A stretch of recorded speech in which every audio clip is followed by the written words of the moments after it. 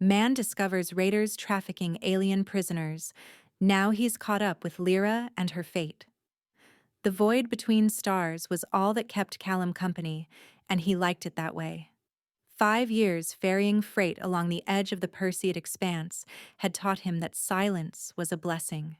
No alarms, no desperate signals, no one to answer to but the gentle rhythm of his ship, the wayfarer, and the distant glimmer of nebulae. Callum leaned back in his patched-up captain's chair, boots propped on the console, eyes half closed as the ship hummed beneath him. Every rattle and groan was familiar, comforting. Out here, routine meant survival. Predictable, solitary, safe. That peace shattered without warning. The calm console flared to life, bathing the cramped cockpit in a harsh, urgent red. Callum's eyes snapped open. He swung his boots down, scanning the blinking symbols. Static bled into the cockpit, then a code cut through, sharp and unmistakable. An encrypted distress beacon, unregistered, cycling through an old Federation cipher. He froze. His fingers hovered above the comm controls. "No," he muttered, pulse quickening. "Not again." Smugglers used distress beacons as bait all the time, draw in a good Samaritan, then strip their ship clean. But this code was different. Federation, all right. Obsolete, yes, but authentic. He'd used it himself once, in another life, in the final desperate days of the border conflicts. Callum set his jaw muscles twitching as memory gnawed at him. The last time he'd answered a call like this, it had ended with bodies and fire. He'd sworn he was done being a hero. But he couldn't ignore that code, not when it was one only old ghosts remembered. He ran a quick scan, fingers moving with practiced precision. 2 ships. The first, a battered skiff bristling with guns, hull patched with mismatched metal. The second, a massive, unfamiliar vessel, its hull bruised and pitted, systems flickering on the verge of collapse.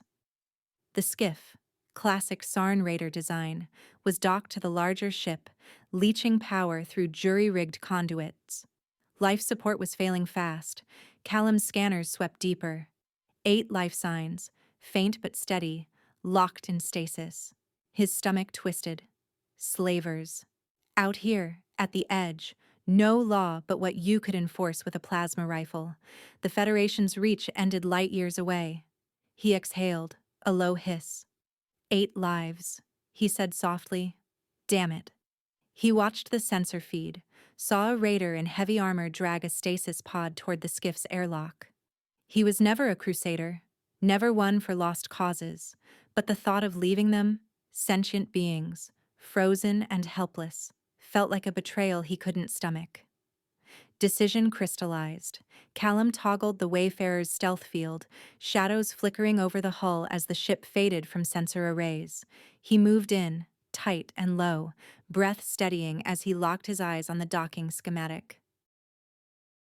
He checked the charge on his pulse pistol, donned his old Federation combat suit, black and battered but still serviceable, and clipped the holster to his thigh. In the cramped armory, he let his fingers linger on a battered Federation patch sewn to his sleeve. Just one more, he promised himself, then done. Callum breached the larger vessel through an auxiliary airlock, silent as a ghost. The interior loomed around him, corridors built for a species at least twice his size, arches scraping the shadows overhead. The air was thin, tinged with the metallic tang of failing life support. His boots made no sound on the rubberized deck. He crept forward, senses sharp, ears picking up the guttural growl of Sarn raiders. Their voices echoed through the metal corridors, arguing in a gutted dialect. The Luminara. Take her pod first. The crystal ones fetch more credits, but she's worth double. Shut it. Boss wants all of them in holding before the next jump. Federation won't come this far. Callum pressed himself against a bulkhead, sliding his pulse pistol from its holster. He risked a glance around the corner. Stasis pods lined the wall, 8 in total, each large enough to hold a being twice his size. Frost clung to the glass, obscuring the forms within. He made out scales in one, feathers in another. A third glimmered faintly as if dusted in moonlight. One pod held a massive figure, metallic skin catching what little light there was.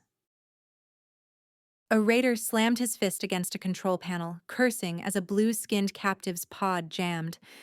The figure inside twitched, face serene even in sleep. Something snapped in Callum. Old instincts, training buried beneath years of solitude, surged up. He stepped out, weapon leveled. "Drop your weapons and step away," his voice echoed, hard as steel. "Federation enforcement. You're in violation of the Sentient Rights Charter."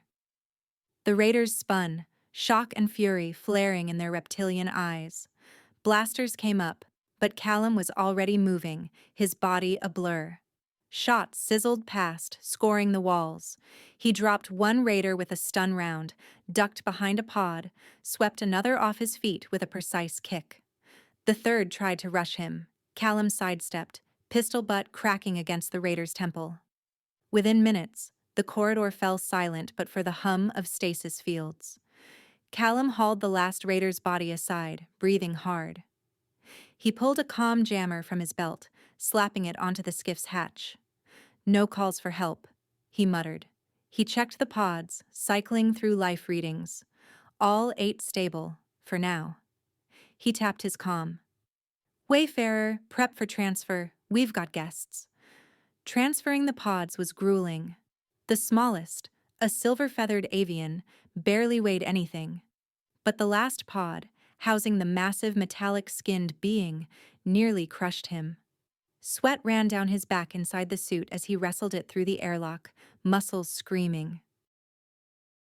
He lashed the pods down in Wayfarer's medbay, breath coming in ragged gasps. He set the raider skiff to autopilot, programming a course for the nearest Federation outpost and uploading sensor logs as evidence. "That ought to keep them busy," he said. Safe in the medbay, Callum surveyed the line of stasis pods, each alien form locked in uneasy slumber. He activated the ship's AI, a gentle contralto voice filling the room. "Recommend reviving one at a time, Captain. Life signs within tolerance, but species-specific protocols advised." He nodded, rolling his shoulders. "Start with Pod 1. The pod hissed open, frost dispersing in a shimmering cloud. A small, silver-feathered avian blinked up at him, wings drawn tight, body trembling. Callum crouched, weapon holstered, hands open. "You're safe," he said, voice gentle as he could manage. The translator chirped, rendering his words in musical syllables. The avian tilted her head, eyes wary but bright. "Where are the others?" she asked, gaze flicking to the other pods. "Alive. I'll wake them. Just need to make sure you're all stable." Before he could say more, the proximity alarm blared, a shrill, teeth-rattling warning. Callum swore, springing to the console. An unknown ship, all engines burning hot, was closing fast. No ID, no hails, but enough mass to be trouble. He glanced at the avian, who met his look with grim understanding. "Friends of the raiders?" Callum asked. She nodded. "They never travel alone." He moved fast, prepping the other pods. "Hang on. This'll be rough." One by one the pods opened, a chorus of confusion and relief rising as each captive awoke. Callum barked orders, securing them in crash harnesses as the Wayfarer's engines wound up. Hyperspace jump plotted on a course deep into uncharted territory. As the last pod cracked open and a luminous, moon-skinned being blinked awake, the Wayfarer surged forward. Starlight blurred into streaks, and the ship leapt into hyperspace. 8 confused passengers, a handful of freed souls, and a deadly pursuer left snarling in their wake. The Wayfarer dropped out of hyperspace, battered but intact, in the shelter of a swirling gas cloud. Plasma scorched the hull, warning lights blinked from every panel, and the engines whined in protest. Callum's hands flew over the controls, coaxing the ship to a shaky halt. For a heartbeat, all he heard was his own ragged breathing and the heavy pulse of the Wayfarer's drive core. A soft chime echoed from the corridor. He turned and saw her in the doorway, the blue-skinned alien, tall and ethereal, radiant with a subtle inner glow. 3 luminous eyes, wide and unblinking, regarded him with a searching intelligence. Half of her form shimmered with silvery liquid metal tissue that caught and fractured the ship's harsh lights, sending tiny prisms onto the floor. She carried herself with a quiet dignity, despite the faded bruises around her wrists. Behind her gathered the others, blinking and wary as they took in their new surroundings. The crystalline engineer, facets of blue and violet refracting light in all directions, stood close to the wall, hands folded over a chest that sparkled with internal energy. Beside them loomed a burly, tusked humanoid, skin mottled with scars and fresh welts, muscles tense as if expecting another blow. The golden-plumed sentry stood erect, feathers half flared in warning, amber eyes flicking between Callum and the airlock. The translucent healer hovered at the group's edge, the faint shapes of organs drifting beneath its surface, face unreadable. There was a diminutive, wide-eyed observer, barely waist-high to Callum, fidgeting with a frayed edge of their jumpsuit, and a chitinous technician, limbs folded close, antennae trembling as they tried to process the unfamiliar world of the Wayfarer's medbay. Each of them bore the marks of captivity, shackles, bruises, haunted eyes. Yet in that moment, the silence that filled the room was not fear, but the hush that follows the first gasp of freedom.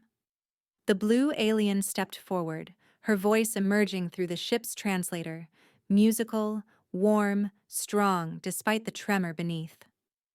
"I am Lira," she said. "Of the Luminara, these are my companions." Callum pushed away from the console, tried to summon a reassuring smile. "Callum Brandt, Captain. You're safe here, as long as this ship flies." Lyra's gaze drifted over the others, then back to Callum. "Safe," she echoed. That word has not meant much, for a long time. He wanted to promise more, to ease the tension he saw in their postures, but one question hung in the air. Where could they go now? He had bought them a few hours, maybe a day, but beyond that, nothing was certain. The galaxy was vast, but it wasn't kind to those without a place. A harsh hiss interrupted the uneasy calm as the final stasis pod cycled down. Frost evaporated from the glass, revealing a towering, iridescent being whose form rippled with prismatic hues, the colors shifting like oil across water. The others stilled at once, heads bowed in reverence.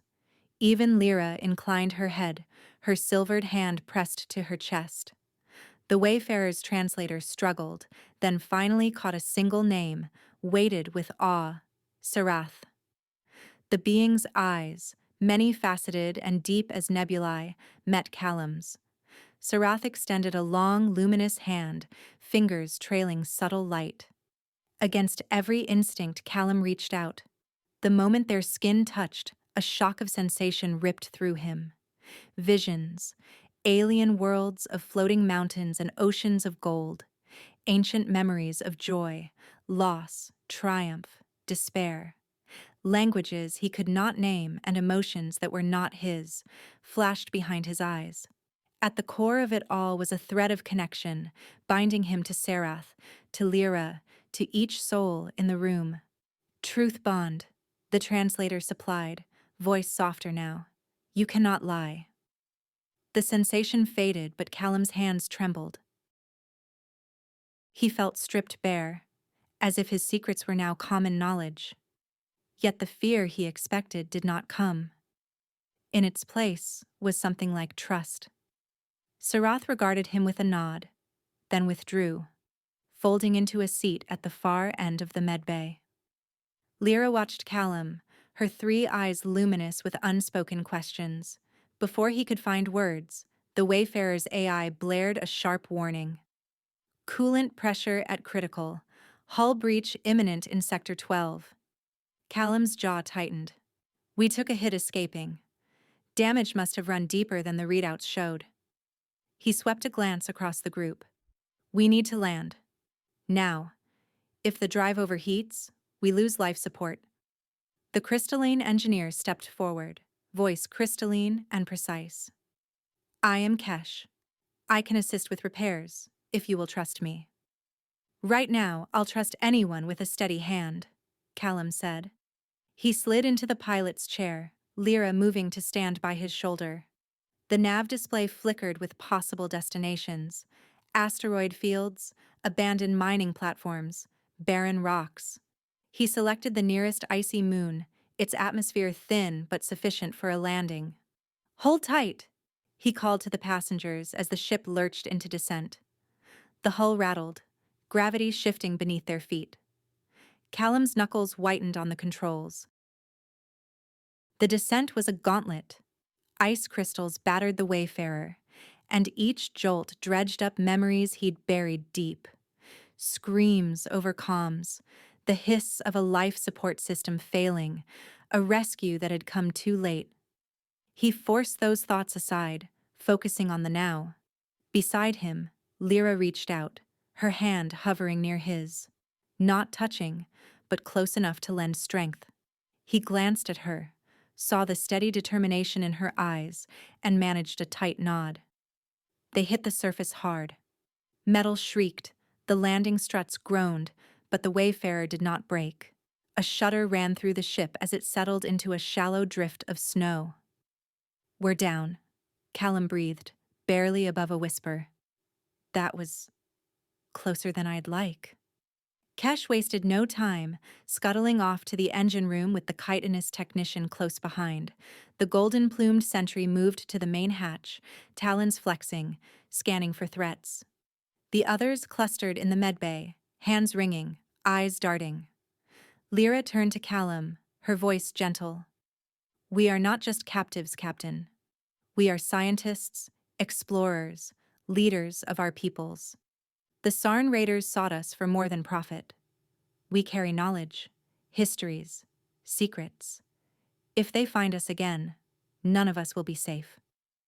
For the first time since the distress beacon shattered his quiet life, Callum felt a glimmer of something unfamiliar: hope. These weren't just survivors. They were people who might yet change their corner of the galaxy, if given the chance. Then we'll keep you out of their hands, he promised. She studied him, searching for the lie, but the truth bond held. He could not offer anything but honesty. Thank you, Callum, she said, and in her voice was a warmth that eased something in him he hadn't known was tight. Darkness crept across the icy moon as the twin moons rose, casting blue and lavender shadows across the Wayfarer's battered hull. The repairs began in earnest, Kesh relaying instructions, Callum passing tools, the chitinous technician sealing coolant lines with resin that smelled of ozone and wildflowers. In the quiet between tasks, Lira lingered at Callum's side. Your wounds run deep, she murmured, fingertips brushing the back of his hand. But you do not let them close you off. He tried to shrug it off. Old ghosts. I'm used to them. She tilted her head, all 3 eyes reflecting the starlight. Perhaps you need not be. A soft chime from the ship's sensors broke the moment. Callum checked the display, an unfamiliar vessel, dropping through the upper atmosphere. Heart thudding, he grabbed a scanner and gestured for Lira to follow. They slipped outside, boots crunching in the snow, breath fogging the frigid air. The night was silent, save for the distant sigh of wind. Lira scanned the horizon, her luminous fingers flickering over a portable sensor. They found us quickly, she said, worry lacing her tone. They always do, Callum replied, jaw set. He squinted into the distance, searching for any sign of approach. Beneath the glow of the twin moons, Lyra turned to him, her face open and vulnerable. "Why risk yourself for those not of your kind?" she asked quietly. "Why turn back, when you could have run?" He looked at her, at the scars on her wrists, the light in her eyes.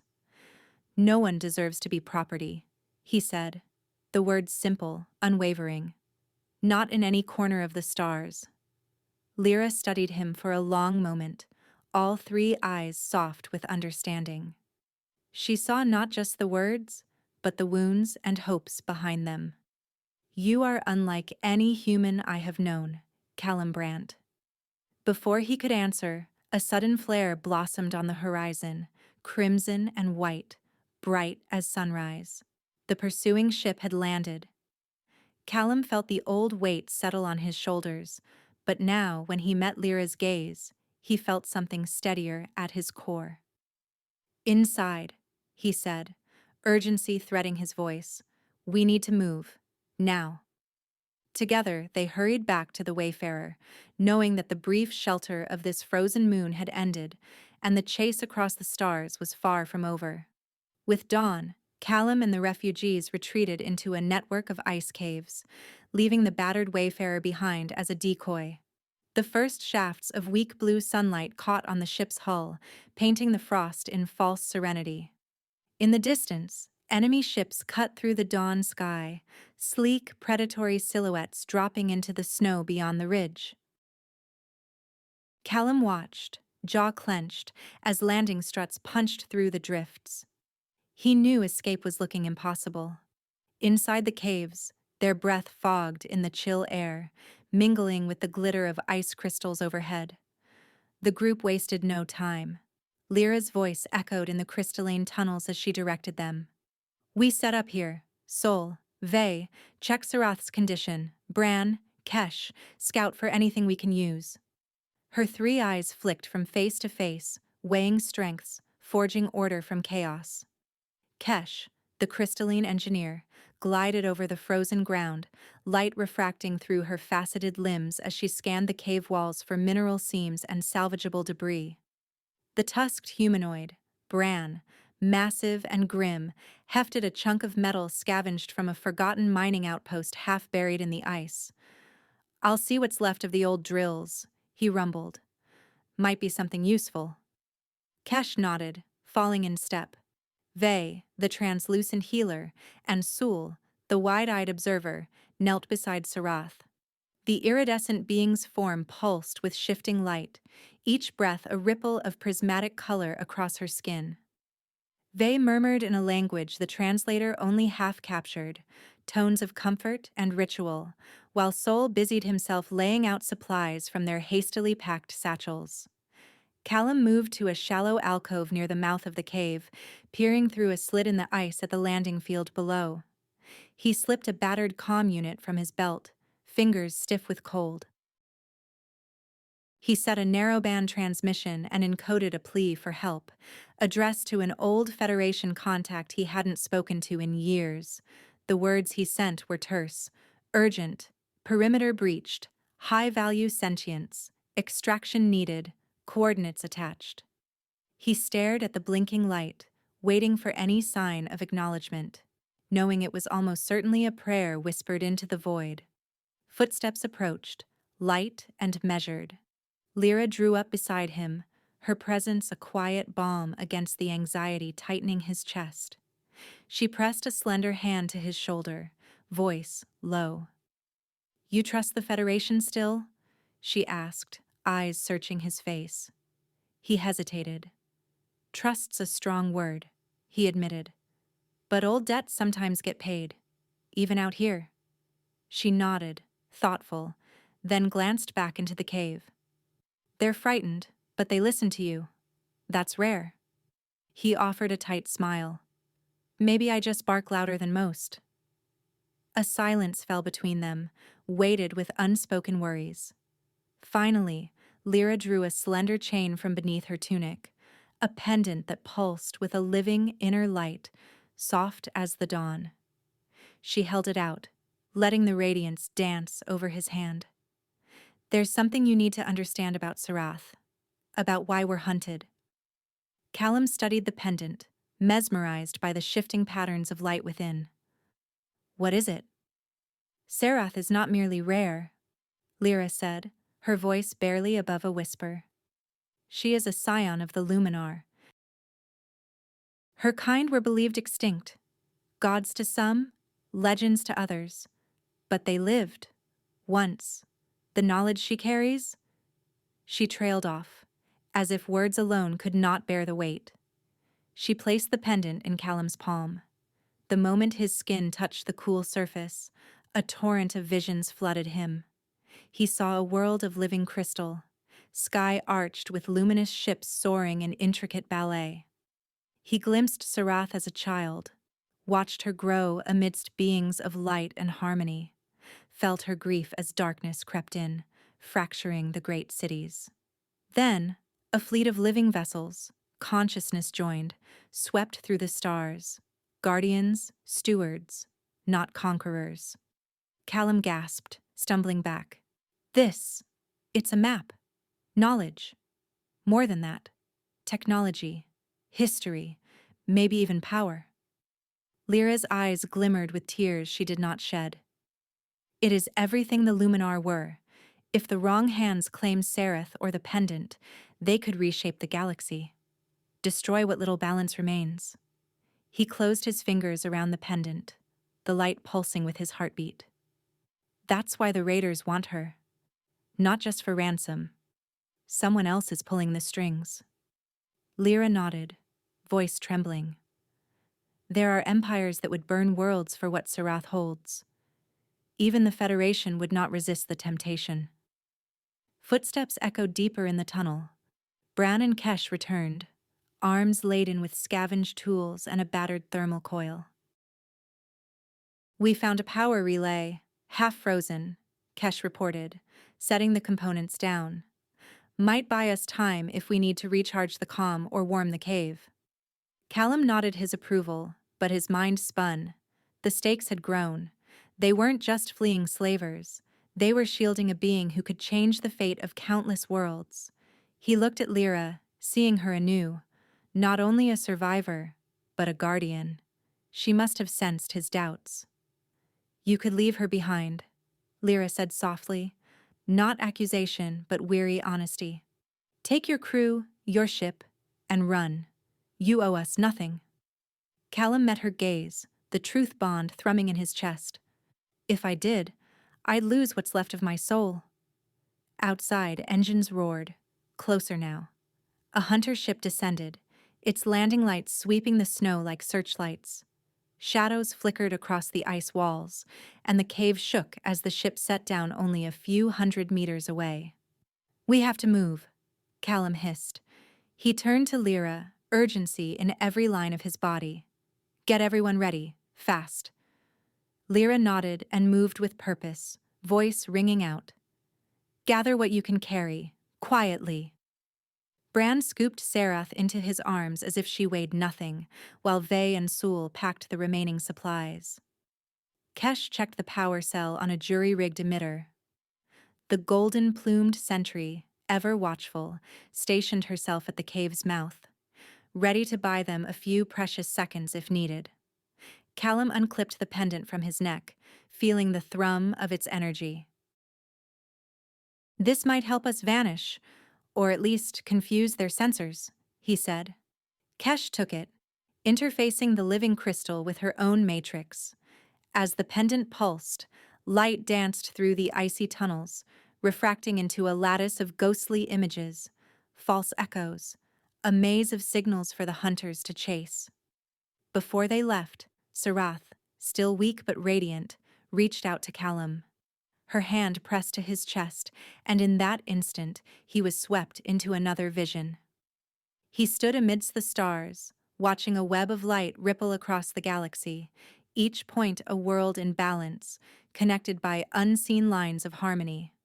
When the Luminar vanished, the web frayed, darkness creeping in. Wars, chaos, power unchecked.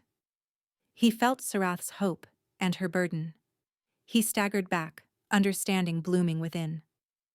"This is bigger than any of us," he murmured. Sarath's gaze was sad but resolute. Lira clasped his hand, her trust absolute. Engines thundered outside, shaking the cave with their promise of violence. The time for decisions was over. Callum drew a deep breath, scanning the faces around him. "Grab what you can. We leave now." He caught Lyra's gaze. Her nod, fierce and sure, was all the trust he needed. Together, with their unlikely band, they slipped into the alien night, the pendant's light guiding them deeper into the unknown as the enemy closed in behind. The caves became a temporary fortress. Rime-glazed stone arches and jagged walls served as both shelter and shield, as Callum and the others transformed the icy tunnels into a redoubt against the encroaching threat. The flickering blue glow of portable lights cast shifting shadows, turning every alcove into a possible hiding place, or a choke point. Callum took inventory, calculating risks and resources with a soldier's eye. Kesh, crystalline facets agleam, hunched over a makeshift workbench near the mouth of the cave, soldering circuitry salvaged from mining debris. Bran, the tusked giant, dragged slabs of ice and scrap metal into place, reinforcing barricades with grunts and determination. The golden-plumed sentry, Tyra, moved with feline grace along the narrow outer ledges, eyes sharp for any sign of movement beyond the snowdrifts. Lira was everywhere at once, her voice steady, her presence a lodestar. She led the others in drills, teaching them simple but effective tactics: how to hold a defensive line, when to fall back, where to lay down suppressing fire if the enemy breached their perimeter. "Hold to the plan," she instructed, her liquid metal arm shimmering as it adapted to shield or blade. No heroics, no one left behind. In the rare moments when the caves were quiet, Callum found himself by the flickering warmth of a chemical heater, Lira at his side. The others slept or kept watch, their breathing and the soft hiss of melting ice the only sounds. Lira broke the silence first. "You move like someone who's lost a great deal," she said, her voice low and gentle. Callum stared into the blue-white flame. "We all carry scars, some deeper than others." He flexed his hands, remembering old wounds, failures, betrayals, the comrades he couldn't save. "I thought isolation was safer. Out there, on the edge, no one could be used against me." Lyra's gaze held him, her three eyes shining with understanding. "Safety is not the same as peace, Callum. We were all alone once. It brought us here, but it will not see us through." He nodded slowly. "Now I see. It's unity that gives us strength, not solitude." A soft smile curved her lips, affection radiating from her in a gentle, silvery glow. "Then let's build something new, together." Before he could answer, Tyra's urgent call echoed down the corridor. "Contact! Movement at the eastern approach." Instantly, the group snapped into action. Bran hefted his makeshift shield, positioning himself at the bottleneck. Kesh darted through the shadows, laying traps, pressure mines and strobe grenades set with trembling, precise hands. Tyra relayed warnings, her voice clear and unwavering, while Sul and Vey helped Sarath retreat to a protected alcove, the iridescent being's skin a beacon even in the half-light. Callum moved to the front, pulse steady, pistol drawn. Lira fell in beside him, her arm morphing into a blade of pure light, edges refracting like a living diamond. Their eyes met. No words needed. The enemy breached the caves with a roar of static and gunfire. Shadows surged in, armored figures moving with predatory purpose, the air filled with the crackle of plasma bolts, the hiss of ice melting under stray shots. Callum led the defense, barking orders, moving with a calm born from battles past. "Kesh, left flank," he called. "Tyra, cover Bran's retreat." "Copy," Kesh replied, detonating a charge that collapsed a side tunnel, blocking two of the attackers. Bran met the first wave head-on, shield braced, buying precious seconds for the others to reposition. Lira fought at Callum's side, her every move in perfect harmony with his. When he ducked, she slashed. When she pressed forward, he covered her with disciplined fire. Their partnership became a dance, fluid, unspoken, fierce. The attackers faltered, confusion evident as the defenders worked in seamless concert. A grenade arced through the air, landing near Serath's alcove. Vey dove, throwing up a translucent barrier that absorbed the worst of the blast, while Sol dragged Serath to safety. "We're good!" Sol shouted, voice high but steady. Callum pressed the attack, driving back two raiders who tried to flank. Lyra's blade flickered, slicing a weapon in half. Tyra shouted warnings, Bran hurled chunks of ice, and Kesh set off another trap that buried a group of foes under a cascade of razor-edged icicles. The battle raged through the tunnels, chaos and strategy intertwining. But slowly, the tide turned. The enemy, expecting easy prey, found instead a wall of defiance. Their numbers dwindled as they were forced back, deeper into the caves, until finally, with a chorus of curses and a scatter of plasma bolts, they broke and retreated. In the aftermath, Callum moved among the wounded, checking for injuries. Bran nursed a scorched shoulder but rumbled, "I've had worse." Tyra wiped blood from a shallow cut, feathers ruffled but pride intact. Kesh's crystalline skin was cracked in places, but she smiled. Still functional. Callum finally found Lira by a broken wall, her back to the flickering light. He knelt beside her, searching her face for pain.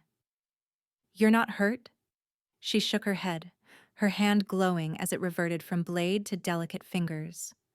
"Not in any way that matters."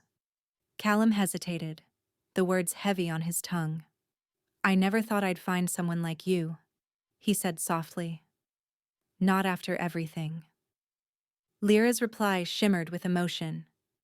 "Your courage is our hope, Callum." She reached for his hand, her touch warm despite the chill.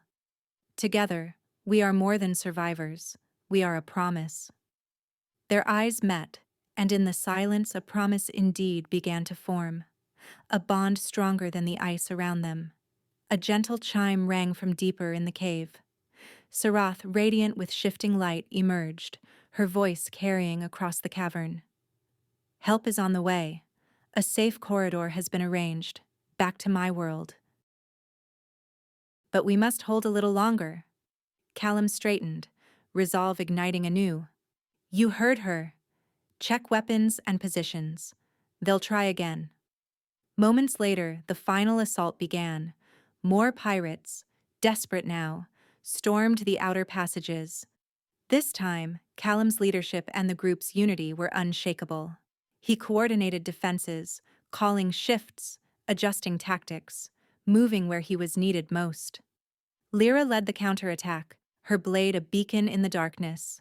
Bran and Tyra covering flanks, Kesh and Vey sealing breaches and healing wounds. Even Sol found purpose, relaying messages and ferrying supplies. The caves shook with the violence, but the defenders held. Each member of the group fought not just for survival, but for one another. As the last foe fell, collapsing beneath Bran's mighty blow, Callum stood atop the barricade, chest heaving. "We fight not just for survival," he called out, voice echoing, "but for the future we choose." Silence fell, broken only by the distant whine of departing engines. The enemy had been routed. The caves, battered but unbroken, belonged to them. Soon after, word came from Serath. The corridor was open. Extraction was imminent. The group gathered what little they had, fatigue etched into every movement, but hope burning brighter than ever. Callum and Lira stood together at the cave's entrance, battered but unbowed. She took his hand in hers, the glow of her skin mingling with the dawn. Their bond, forged in fire and frost, was sealed, not by victory alone, but by the trust and love that had grown between them. Outside, The promise of a new future awaited. The wayfarer, patched up and ready, plunged into the heart of a turbulent nebula. Ion storms flickered violet and gold across the viewport, painting the battered hull in ghostly colors. The ship's systems moaned in protest at every shuddering jolt, but Callum's hands remained steady on the controls. Beside him, Lira occupied the co-pilot seat, a place that seemed made for her now. Her blue skin shimmered with anticipation, 3 luminous eyes focused on the swirling chaos ahead. She guided him with star maps projected from her pendant, lines of living light weaving between the plasma clouds. Left, 3 degrees, she murmured, her fingers tracing a glowing route above the console. The pendant's radiance reflected in her liquid metal arm, casting wild patterns across the cockpit. There's a current here, just beneath the turbulence. Callum adjusted the thrusters, trusting her navigation. You sure? Sensors can't read anything through this static. She smiled, a flash of warmth in the storm. Trust yourself, she said, her hand resting lightly atop his, and trust me. He felt the now familiar pulse of their connection, a resonance that made every risk, every leap into the unknown, feel less daunting.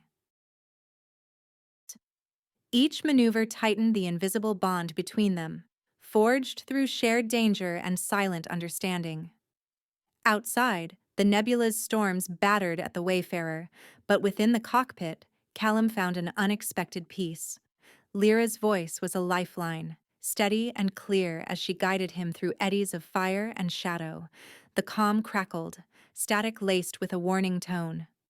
Unidentified objects, the ship's AI announced, voice taut, multiple signatures, bearing 180.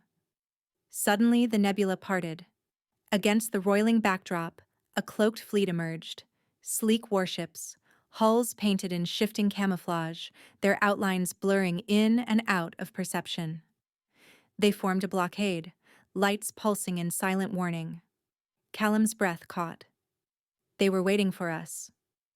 Lyra's gaze sharpened. Pirate syndicate, or something worse? Callum's mind raced through options, none of them good. We can't outrun them. Not here. Lira reached for the pendant, holding it between them. Its living light pulsed, attuned to her will. There's a hidden route, an ancient passage. The pendant can open it, but only if we work together. He nodded, heart pounding. Tell me what to do. She slid her hand over his, their fingers laced together on the control sphere. Let me guide the energy. Trust where it leads.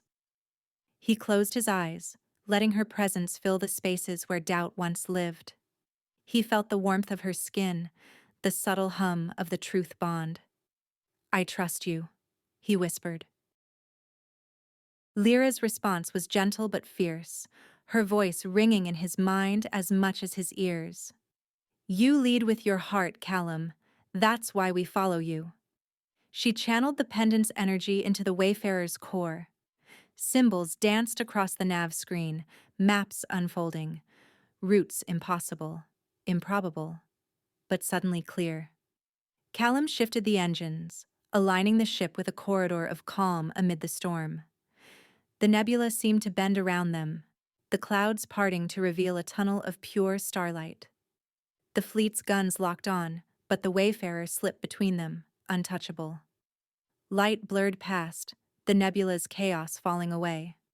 Callum and Lira moved as one, hands entwined on the controls, breath synchronized.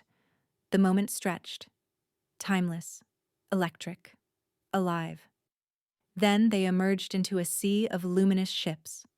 Starfields glowed with vessels unlike any Callum had seen, crystalline hulls shaped by song and thought, radiant sails unfurling like petals in the cosmic wind. The nebula's violence faded, replaced by a vast and peaceful expanse. At its heart, a great flagship hovered, Sarath's people, at last. Lira gasped, awe and relief mingling in her voice. Home, after so long. The comm lit up. Sarath's voice, serene and resonant, filled the cabin. Welcome, wayfarer. The time for hiding is over. Other ships formed an honor guard, escorting them in. Callum glanced at Lira, her hand still in his. We made it. She squeezed his fingers. We made it because we did it together. The Wayfarer docked with the flagship, a crystalline giant ablaze with inner light. As the airlock cycled, Sarath herself stood waiting, her iridescent form brighter than ever. Around her, dignitaries and sentries waited in silence. Sarath inclined her head, her many-faceted eyes reflecting every color of the spectrum. Callum Brandt, you have saved more than lives. Today, you are not just a rescuer, but a bridge between worlds. Lira translated, her voice filled with pride and wonder. Callum bowed, humility burning through his usual calm. I only did what anyone should. Sarath's lips curved in a knowing smile. Few do, when the cost is so high. They guided him into a crystalline hall, a cathedral of refracted light, walls alive with memory and song. At the far end, a council of elders awaited, each one a living prism of Sarath's kind. Lira walked at his side, her posture proud, her hand never far from his. The council's leader, tall, graceful, crowned with living crystal, spoke first. Humanity has long been a mystery to us. Today, through your actions, we see your potential. Will you, Callum Brandt, represent your people in a new alliance? Will you stand as our first envoy to the worlds of your kind? Callum's throat tightened. He thought of the lonely years, the cold void between stars, the pain he had carried. Now all those shadows felt distant, washed away by the warmth of this new beginning. He glanced at Lira, her eyes shining with hope and love. I will, he answered, voice strong, with all that I am.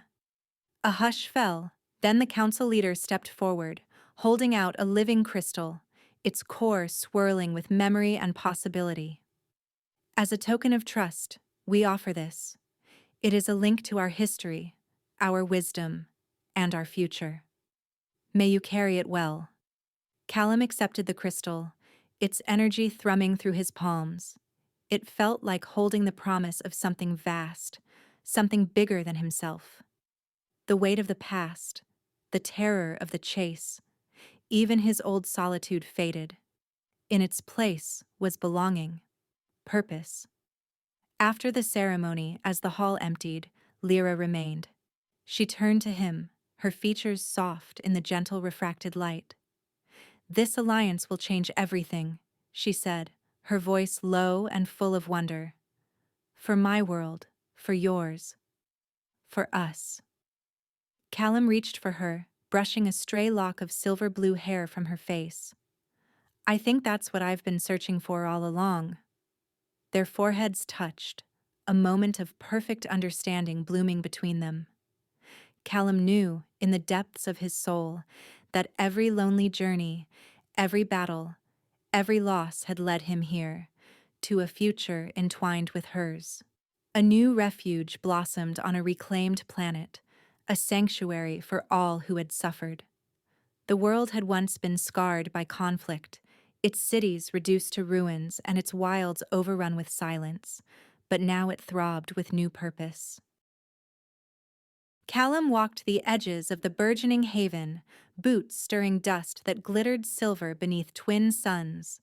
The hum of construction, the rise and fall of alien voices, and the laughter of children, some scaled, some feathered, some entirely new to his eyes, wove together into a living music he had never dared to imagine. Everywhere, Callum's presence shaped the rhythm of life. He coordinated teams, humans and aliens alike, drafting blueprints on battered tablets and negotiating in halting snippets of half a dozen languages.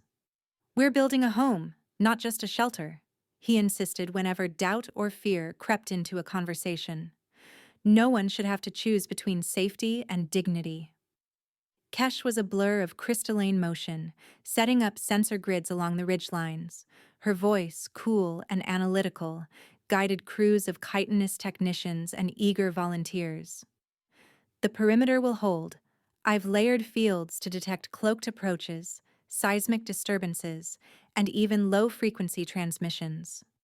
She winked at Callum, a flash of light across 1,000 facets.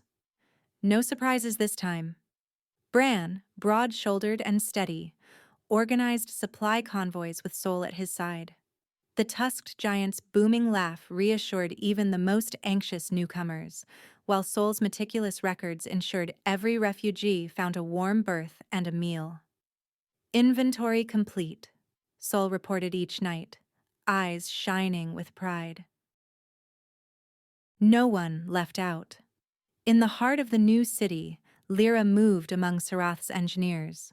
Her calm presence inspired trust, her words carried weight in every council. She mediated disputes, translated subtle cultural cues, and saw potential where others saw only difference. Under her guidance, housing modules and communal spaces grew organically, following the contours of the land and the needs of those who would call it home. Callum watched her sometimes from afar, struck by how she seemed to draw the disparate threads together. Sarath's people, the human exiles, the Sarn who had renounced their old ways, and so many more. When Lira spoke, hope took shape, tangible as stone and steel. The Haven's patrols, drawn from every species, moved with purpose, visible but never oppressive. Protocols balanced vigilance with openness. We trust first, Callum repeated at every security briefing, and prepare for the worst, but no one is turned away unless they threaten the peace we're building.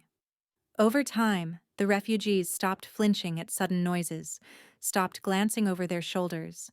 They began to plant gardens, to tell stories, to dream. Ships arrived each week from distant systems, scavenged freighters, battered shuttles, sleek vessels marked by exile and longing. Callum and Lira met every group at the landing fields, offering words of welcome, a hand clasp, a promise of safety. Faces from worlds he had never seen lit with gratitude and disbelief. In the evenings, silver fields stretched beneath the double sunset, rippling with wind. Callum found solace on a quiet ridge above the valley. One such evening, he sat alone, watching the sky burn copper and violet. Lira found him there, her steps soft, her silhouette outlined by the dying light. She settled beside him, folding her legs beneath her. For a moment she said nothing, just gazed at the horizon where the first stars blinked into view. Then quietly, "Why stay with me, Callum? You could have gone anywhere, now that the running is over." He let the question linger, feeling its weight. "For a long time I thought I needed solitude to survive," he admitted. His voice was rough, the words unfamiliar. "I was afraid that if I let anyone close, I'd lose myself, or lose them. But this place, these people, you." He met her gaze, 3 eyes reflecting the dusk. "I've learned that together, we're stronger. I choose this, us, because it's worth everything." Lyra's smile glimmered with a gentle inner light. She reached for his hand, her touch warm and grounding.